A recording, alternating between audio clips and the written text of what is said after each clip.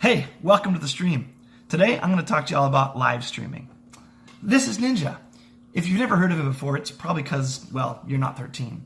He is currently the world's most famous live streamer. Ninja daily streams his gameplay on Twitch to thousands of fans. More accurately, as of today, he has 12,284,668 followers. This 27-year-old is a major player in the new media of live streaming. Live streaming has its roots in a website called Justin.tv, founded back in 2007. This website allows anyone to live stream anything. Content was divided up in various channels, depending on its genre, and the most popular was the one where people would play video games. It was so popular, in fact, that in 2011, the creators of Justin.tv created Twitch.tv to exclusively stream video games. In August of 2014, Amazon saw potential in the content and the platform, and so they bought Twitch for $970 million. That's a lot of cheddar. On Twitch, in the past 7 days, the audience has watched 204,537,203 hours of streams. Streamers have streamed 7,649,852 hours of content. There were 3,256,089 streams hosted by 1,125,543 channels. That is nuts. Because of its popularity, media educators and academics can no longer ignore live streaming of video games. Though Twitch is not the only live streaming platform, for the sake of this case study, I will use it to explore how live streamers communicate ideas about culture, community, capitalism, gender, and race to their audiences. I believe it's essential to teach students about how to read and decode the messages of live streaming as much as it is to do so with television, movies, and other media content they consume. See, educators have the responsibility to prepare students to be critical thinkers and to be able to properly evaluate the world around them, and this includes media. The British Columbia Association for Media Education explains that media education develops students' ability to think critically and independently about issues that affect them. Media education encourages students to identify and examine the values contained in media messages. Live streaming can be kind of deceptive in that observers might seem like everything is organic, like it's just happening naturally. Nothing could be further from the truth. Most major streamers plan to produce the experience they create to the smallest detail. It's essential then that teens realize that there's a lot going on behind the scenes and that the messages that are being sent their way are both overtly and covertly shaped. Let's begin our exploration with a brief look at culture and community. Culture is the agreed upon values, morals, and norms that are manifest in the collective group of people's traditions, beliefs, and actions. Community is about a group of people gathered together for a shared purpose and experience. Zora Hilbert Bruce from the University of Canberra, Australia, and a group of other researchers who studied the social motivations for live streaming participants explain that the sense of community includes experiences of membership, influence, fulfillment of needs, and belonging to the channel, streamer, and other participants. Both culture and community are a huge draw for live streaming. Audience members need to be aware that each streamer is actively attempting to shape the culture and community connected to their channel. This is because shared experiences and continued participation in live streams helps to develop connectedness with other stream participants and fosters a sense of community in the channel. Let's look back at our friend Ninja to see some of the ways that he is actively shaping the culture and community around his channel. Seems pretty sick. First off, Ninja holds a regular streaming schedule. Every day, 9:30 a.m., 8 p.m., he streams for 6 hours, during which he is constantly interacting with his fans. When he's offline, he continues his connection with his community through a plethora of social media platforms, including Twitter, Discord, YouTube, Facebook, and Instagram.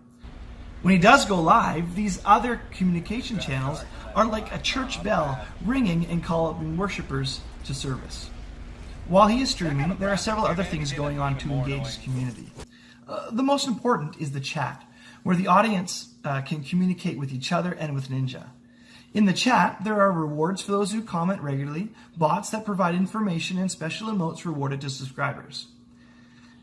As the members of the community interact with each other, ideas about cultural norms and expectations are transmitted. Sometimes this is really overt, like the rules that Ninja posts in his chat. Check them out here.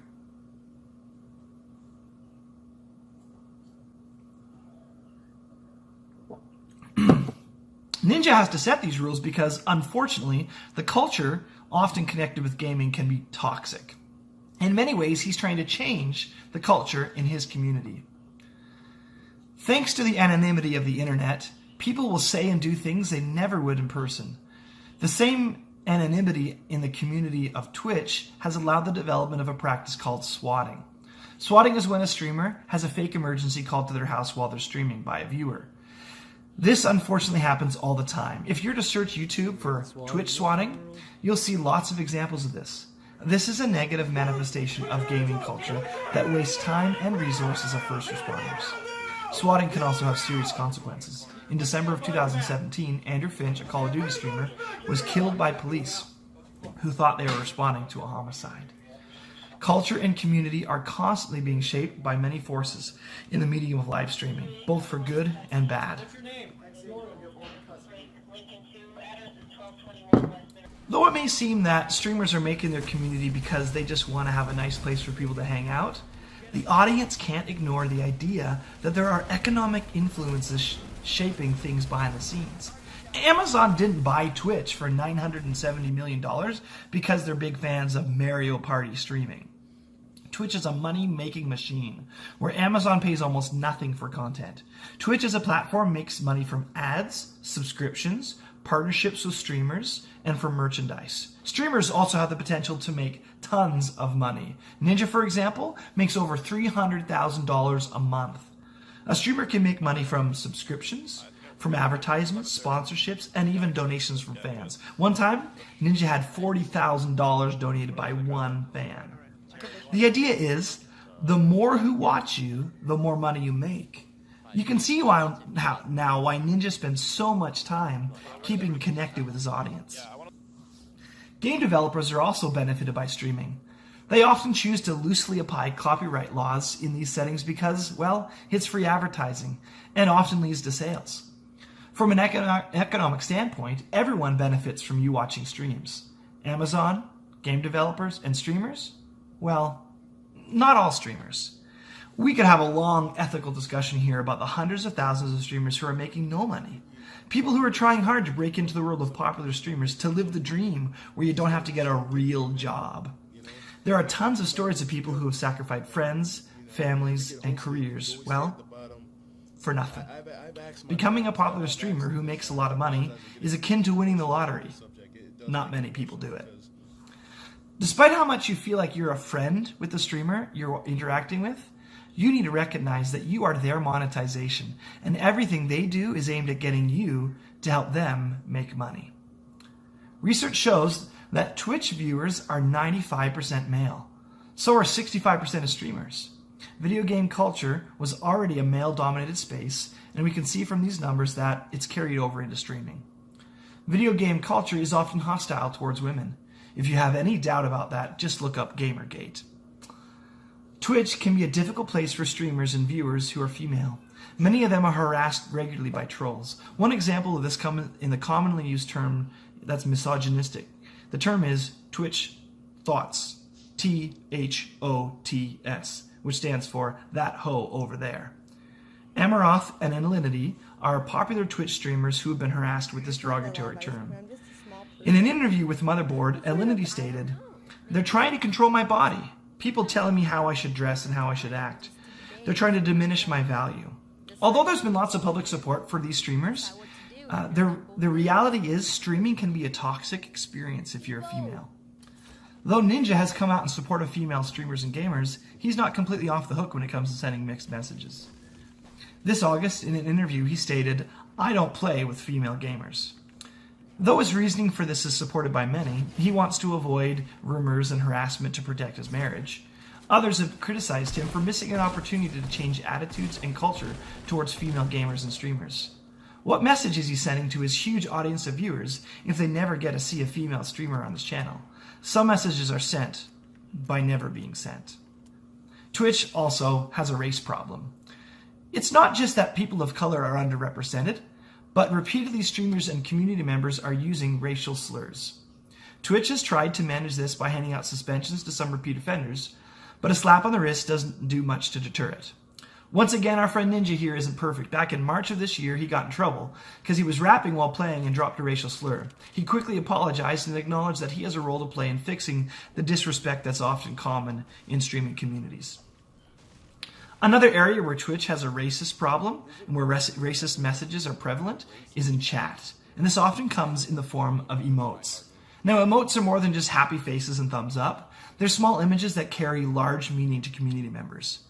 Many audience members communicate in almost entirely emotes. One emote that has been seen as kind of controversial is called tryhard.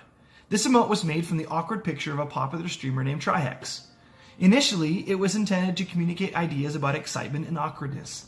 The tryhard emote itself isn't inherently racist, nor was it created with racist intent, but it has been adopted by many to be used for racist purposes.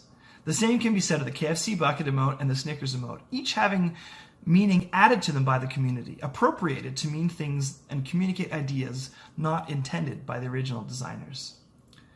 In a world where media has layers that need to be pulled away to expose the meaning, teenagers, some of the most prolific media consumers, need to be taught how to dissect messages. As it has been seen throughout this case study, the live streaming of video games is a meaning-rich media format that is more than just people playing video games on the internet.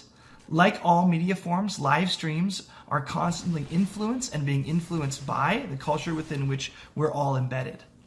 Culture, community, capitalism, gender, and race are all areas that present conflict and tension in the world of live streaming. And ideas and ideologies of each are constantly being shaped stream by stream. Even though we've looked at each of these elements separately, it's important to note that in reality they are constantly interacting with and influencing each other. Only by being aware of the process used by corporations, streamers, and other audience members to shape messages being sent can we really engage with this media format in meaningful ways.